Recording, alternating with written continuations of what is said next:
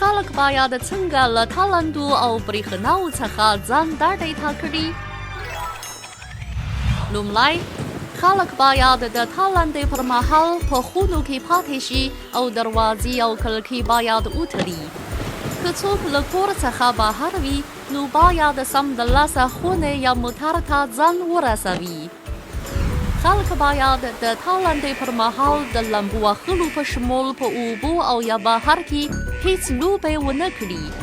هر څوک باید سمدلاسه له اوبو او لویو ښاري میدانونو څخه خوندي ځایونو ته ولاړ شي. دوهم، څوک باید د تالندې پر مهال د تلویزیون او د غږیزو ماشینونو په شمول هغه برقي لوازم ونه کاروي چې د تالندو د مخنیوي توان نه لري.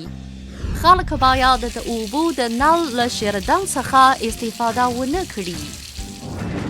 دریم، خلک باید د تالندې پر مهال د غره په څوکې او د ودانۍ په بام ونه درېږي او له جګو ونو او لوړو ستنو څخه باید لرې فاصله وساتي.